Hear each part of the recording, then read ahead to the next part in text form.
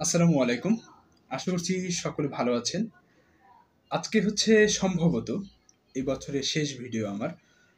২০২৪ সালে প্রাপ্তি এবং অপ্রাপ্তি ২ টা পার্ট করে ফেলেছি। ২০২৪ সালের প্রাপ্তি এবং অপ্রাপ্তি নিয়ে আরকি আপনাদের সামনে কথা বলার চেষ্টা করব। আর আপনারাও আপনাদের প্রাপ্তি এবং অপ্রাপ্তি কমেন্টে জানাতে পারেন। যাই হোক, ২০২৪ সালের শুরুতেই আসি হচ্ছে আমি অপ্রাপ্তি দিয়ে। কারণ আমি যখন আগে অপ্রাপ্তির কথাগুলো বলবো, আহ, এর শেষে যখন আবার প্রাপ্তির কথাটা আমি তুলে ধরবো, তখন আমার নিজের ভিতরে একটা ভালো লাগা কাজ করবে যে না, আমি এইগুলো করতে পেরেছি, প্রাপ্তি আছে আমার। আমি এই ২৪ শেষ করবো হচ্ছে প্রাপ্তি দিয়ে শেষ করতে চাই, এবং নতুন বছর আসলে নতুনভাবে একটু প্ল্যানও আপনাদের সামনে শেয়ার করবো। ৭টা অপ্রাপ্তির কথা বলি। প্রথমত হচ্ছে আমি একটা শো শুরু করেছিলাম এম এ ইমরান শো নামে।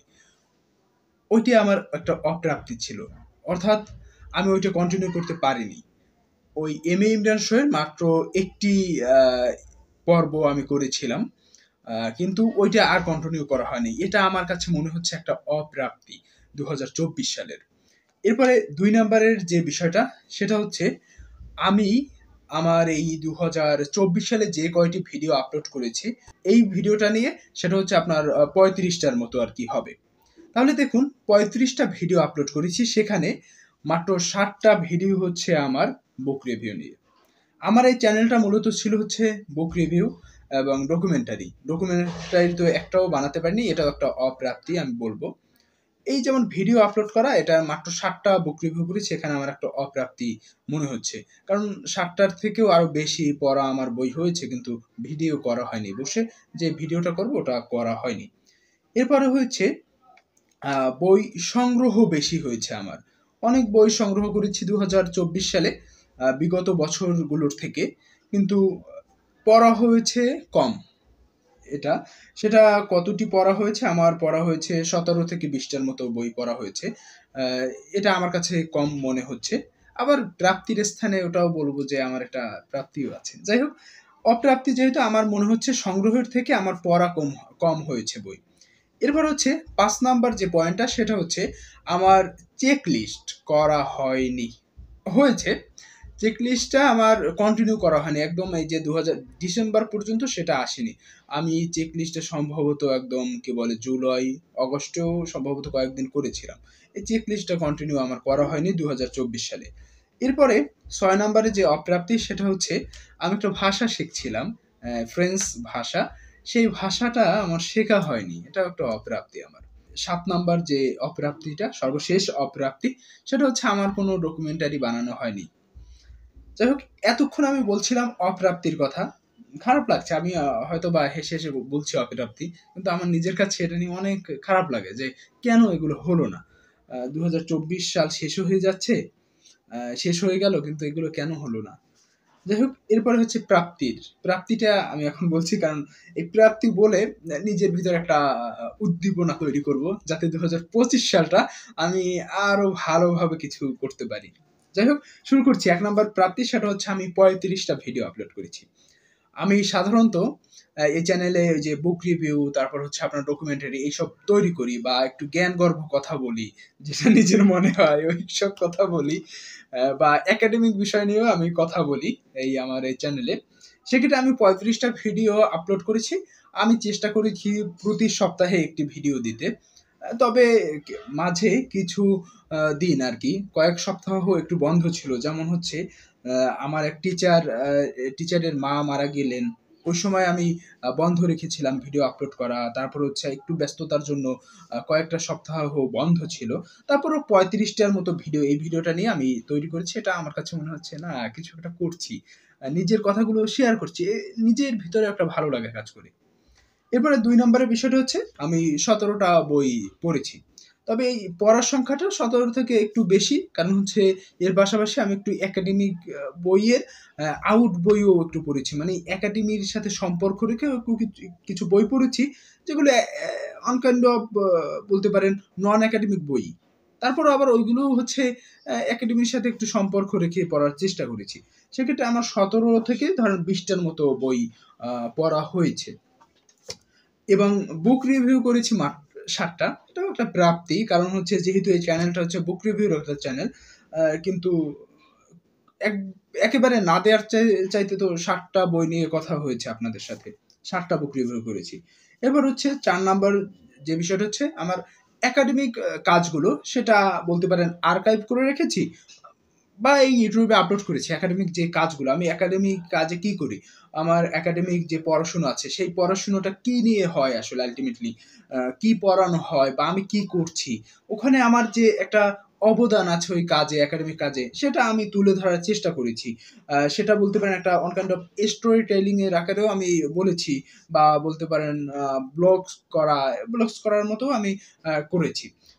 একাডেমিক কাজগুলো আমার ইউটিউবে আর্কাইভ করা আছে, এটাও আমার একটা প্রাপ্তি আমার কাছে মনে হচ্ছে। আর 5 নাম্বার যে বিষয়টা হচ্ছে একটু লেখালেখি করেছি, সেটা হচ্ছে গল্প, প্রবন্ধ, এইগুলো একটু লেখালেখি করেছি, কয়েক জায়গায় প্রকাশও হয়েছে। এটা আমার মনে হচ্ছে 24 সালের এটা প্রাপ্তি। কারণ এর আগে আমি যখন লিখতাম সেই কলেজ থেকে, তখন তো কলেজে দেয়ালিকায় প্রকাশ করতাম, এর বাহিরে ওরকম ভাবে লেখা কোথাও প্রকাশ করা হতো না। কিন্তু 24 সালে এসে কয়েকটা বইতে আমি লেখা পাঠিয়েছিলাম বা পত্রিকায় পাঠিয়েছি, বা নিজের জন্য এখন অনেকগুলো লেখা আমার আছে। এটা আমার কাছে মনে হচ্ছে না 2024 সালে আমি একটু ভালো এই লেখার দিকে একটু মনোযোগ দিয়েছি। এটা আরো বাড়াতে হবে। ভালো কিছু করার চেষ্টা করছি। হয়েছে কি হয়নি এটা আমি জানি না। তারপর হচ্ছে 6 নাম্বারটা হচ্ছে আমি সপ্তাহে ভিডিও দেওয়ার চেষ্টা করেছি এবং দিয়েছি। যেটা আমি এর আগেও বললাম যে কয়েকদিন বাদ ছিল, 2-1 সপ্তাহ বা 3-4 সপ্তাহ বাদ ছিল বিশেষ কারণে। এছাড়া আমি চেষ্টা করেছি আমার এই যে জার্নিটা, ভিডিও করার যে জার্নিটা, এটা ভালোভাবে আমি রাখার চেষ্টা করেছি। এবং 7 নাম্বার এবং সর্বশেষ প্রাপ্তির বিষয়, সেটা হচ্ছে আমি সামাজিক যোগাযোগ মাধ্যমে একটু কম সময় দিয়েছি। এটা আমার কাছে মনে হচ্ছে একটু প্রাপ্তি। কারণ হচ্ছে সামাজিক যোগাযোগ মাধ্যমে বেশি সময় দিলে একটু পড়াশোনা একটু কম হয়। সেক্ষেত্রে আমি সামাজিক যোগাযোগ মাধ্যমে একটু সময়টা কম দিয়েছি বা নিজেকে নিয়ন্ত্রণ করতে পেরেছি। এটাকে আমার মনে হচ্ছে না একটু কিছু প্রাপ্তি আছে। যাই হোক, প্রাপ্তি এবং অপ্রাপ্তি শেষ করলাম। এরপরে হচ্ছে 2025 সালে আমার কি টাইমলাইন থাকবে, এটা তো নিজের ব্যক্তিগতভাবে, এটা তো আর আপনাদের মাঝে শেয়ার করা যায় না। তবে কয়েকটা বিষয় যেগুলো হচ্ছে এখানে আমার বলার মতো, সেগুলো আমি বলছি। যেমন হচ্ছে আমি প্রথমত যে একটা ভাষা শিখছি ফ্রেঞ্চ, সেই ভাষাটা আমি শিখবো 25 সালের একটা আমি ডেডলাইন দিয়ে রাখবো, এই মাসের ভিতরে আমি ভাষাটা শিখবো। আর আপনাদের মাঝে শেয়ার করব কি শিখলাম কি শিখলাম না, হ্যাঁ, এই বিষয়টা। আর 2 নাম্বার বিষয়টা হচ্ছে 25 সালের, সেটা হচ্ছে ইউটিউবের যে একটা শর্টস বলে একটা অপশন আছে, সেখানে আমি সেটা কন্টিনিউ করব। আর এখানে এটা কি নিয়ে কন্টিনিউ করব সে নিয়ে একটা বড় প্ল্যান নিজের ভিতরে রাখবো। তবে আমার ইচ্ছা বা একটা চিন্তা ভাবনা আছে এরকম যে যে ভাষাটা শিখছি সেই ভাষার শেখার জার্নি বা কিভাবে কি শিখছি, এইটা আপনাদের সামনে তুলে ধরবো। বা বিভিন্ন হতে পারে, কবিতা হতে পারে বা যে কোনো উক্তি হতে পারে, এগুলো আমি শর্টসে আপলোড করব। এটা নিয়ে আমার একটু ব্যক্তিগতভাবে বলতে পারেন একটু রিসার্চ করে তারপরে হচ্ছে এটা নিয়ে আগাবো। তবে টার্গেট এটা 2025 সালে শর্টসটা আমি কন্টিনিউ করব ইউটিউবের ক্ষেত্রে। আর 3 নাম্বার যে বিষয়টা হচ্ছে সেটা হচ্ছে বই পড়াটা আরেকটু বাড়াবো, বই পড়াটা এটা নিজের কাছেই। তারপর 4 নাম্বার বিষয়টা হচ্ছে আমি একটা ভিডিওতে শেয়ার করেছিলাম, ভিডিওটা হচ্ছে আপনার একটা ভিডিওতে এরকম বলেছিলাম বুক টু ট্রি, এরকম একটা ভিডিওটা বুক অ্যান্ড ট্রি প্রজেক্ট। এটা আমি করেছিলাম হচ্ছে আপনার আমি একটু তারিখটা বলছি, 2 মাস অক্টোবরের 10 তারিখে আমি এটা আপলোড করেছিলাম। বুক অ্যান্ড ট্রি প্রজেক্ট নামে আমি টাইটেল দিয়েছিলাম। এইটা আমি বাস্তবায়ন করার চেষ্টা করব 2025 সালে, বুক অ্যান্ড ট্রি প্রজেক্ট। এই প্রজেক্টটা রাখবো, এটা নিয়ে আপনাদের সামনে আবার কথা হবে। আপনারাও চাইলে এই প্রজেক্টে যুক্ত হতে পারেন, হ্যাঁ, তাহলে কিন্তু ভালো হবে, আমাদের বই পড়াটাও হবে আবার বৃক্ষরোপণটাও হবে। আমি একটা কথা বলি, যে হচ্ছে যে বৃক্ষ বা গাছ লাগাতে ভালোবাসে সে আলটিমেটলি পৃথিবীকে বাঁচিয়ে রাখে। আবার আপনি যদি বই পড়েন, বই আর বৃক্ষ এই দুইটা যদি এক করতে পারেন তাহলে ভালো কিছু হবে। এটা নিয়ে কথা হবে 2025 সালে, এটা নিয়ে একটা ভালো প্ল্যান করার চেষ্টা করব। আর হচ্ছে 2025 সালে ডকুমেন্টারি বানানোর একটা অন্তত পক্ষে আমি বানাবোই, এটা আমার একটা টার্গেট। কারণ 2024 সালে আমি একটা ডকুমেন্টারি বানানোর প্ল্যান করেছিলাম, সব কিছু একদম আমার রেডি ছিল। আমি ভিডিওটা অফ করছি, আপনাকে আমি ইটে দেখাবো আমার যে চিত্রনাট্য লেখা, সেটাও একদম কমপ্লিট না, বাট অনেক দূর এগিয়ে গেছে, সেটা আমি দেখাচ্ছি। একটু অফ করে আবার অন করছি। যাক, আবার চলে আসলাম। আমি মূলত এই বিষয়টা, এই খাতাটা আমি দেখাতে যাচ্ছি। এটা হচ্ছে আমার যে ডকুমেন্টারি 2024 সালে বানানোর কথা ছিল। এটা আমি ডকুমেন্টারি কাজটা শুরু করেছিলাম হচ্ছে আপনার 27/5/2024, এই যে সোমবারে আমি এই কাজটা শুরু করেছিলাম, তারিখ দেখতে পাচ্ছেন।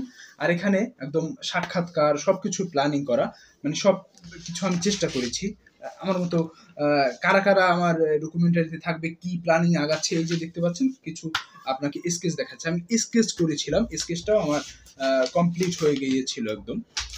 তবে এই ডকুমেন্টারিটা বানানো হয়নি ওই সময়, একটা বিশেষ কারণে বানানো হয়নি। কারণ এই ডকুমেন্টারিটা আমি যাকে নিয়ে আর কি করছি, বা যার সাক্ষাৎকারটা আমার বিশেষভাবে গুরুত্বপূর্ণ, ক্যাথরিন পিরকিসন ম্যাডাম, তার মা মারা গিয়েছিলেন ওই ওই সময়টায়। তারপর হচ্ছে কি, এখন আমি যে কাজটা নিয়ে আগাচ্ছি, তাকে আমি মূলত ওখানে তার ইন্টারভিউটা নিব বা তার কথা নিব। এখন ওর পরবর্তী সময় তার কাছে আমি এটা নিয়ে যাইনি আর। তবে চাইলেও অন্য টিচার বা অন্য কারো কাছ থেকেও আমি এটা করাতে পারতাম, বা তাদের মন্তব্য নিতে পারতাম। কিন্তু আমি মূলত এটা শুরু করতে চাচ্ছিলাম, বা এই ডকুমেন্টারি এটায় চাচ্ছিলাম ম্যাডামের একটা অবদান থাকুক। কারণ তিনি এইটা একটা কোর্স হিসাবে আমাদের পড়াচ্ছেন, বা এই ডকুমেন্টারিটা আমি যদি এগিয়ে নিয়ে যায়, আমার মনে হচ্ছে ভালো একটা কিছু হবে। আর আমি মূলত ডকুমেন্টারি আমার জীবনে আমার বানানো হয়েছে দুইটা। একটা ছিল আমাদের পটুয়াখালীর মুক্তিযুদ্ধের ইতিহাস নিয়ে, আর দ্বিতীয় যে ডকুমেন্টারিটা বানাচ্ছিলাম সেটা হচ্ছে আপনার আমার একজন টিচার গাজী সামিয়া সুলতানা ম্যাডাম, তাকে নিয়ে আর কি বানানো, তার একটা স্টোরি বলতে পারেন, বা তার কথাগুলো নিয়ে এই দুইটা ডকুমেন্টারি বানানো হয়েছে। তবে এই যে 2024 সালে কিন্তু আরো একটা ডকুমেন্টারির প্ল্যান ছিল। এইটার আগে, এই ডকুমেন্টারিটার আগেও সেই প্ল্যানটা আমার ছিল, যেটা হচ্ছে আমাদের যে নাট্য উৎসব, জানুয়ারি মাসের 30 তারিখ, সেই নাট্য উৎসব নিয়ে একটা ডকুমেন্টারি বানাবো। কিন্তু ওই সময় তো হচ্ছে আমার পায়ে ব্যথা আমি পেয়েছিলাম। এরপর তো ওইটা আর কি, ওই ডকুমেন্টারিটা একদম ওখানেই আমার শেষ হয়ে গেল বানানো। তবে ওইটার একটা ভিডিও আমি আপলোড করেছিলাম আপনার কি মাসে ওটা আপলোড করেছি, এই যে ভিডিওটা আমি এখন চালাচ্ছি, এটা জুলাই মাসের 11 তারিখে আমি আপলোড করেছিলাম ওই ভিডিওটা। জগন্নাথ ইউনিভার্সিটি ড্রামা ফেস্টিভ্যাল ব্রাকেডে আমার আর কি ইমরানস স্টোরি, এটা আমি টাইটেল দিয়েছিলাম। তবে এইটাও যদি আমি ডকুমেন্টারি বানাতাম, তাহলে তৃতীয় ডকুমেন্টারি হিসাবে এটা থাকতো, কিন্তু তা তো আর সম্ভব হয়নি। আর সেজন্য বলতে পারেন এই 2024 সালে আমার এই ডকুমেন্টারি প্ল্যানিংটা আমি 2025 সালে আর কি স্টার্ট করব এবং আগাবো। যেমন এটাও এখন বিশেষ কিছু কাজ করতে হবে, অনেক দূর আর কি, অনেক দিন পড়ে আছে এই খাতাটা। যাক, 2025 সাল নিয়েও আমার ছোট্ট এই প্ল্যানিংটুকু আপনাদের মাঝে শেয়ার করলাম। আপনিও আপনার 25 সালে কি কি টার্গেট সেগুলো শেয়ার করতে পারেন, কমেন্টে করতে পারেন। 1 2 3 4 5 6 এরকম একটা সিরিয়াল করে আপনার 25 সালে কি কি করতে চান সেটা কিন্তু আমাকে জানাতে পারেন। হ্যাঁ, এখন হয় কি, সব প্ল্যান তো আপনি আমাকে জানাবেন না, আপনার কি কি টার্গেট আছে জানাবেন না, তবে নিজের কাছে আপনি চেক লিস্ট করে রাখতে পারেন।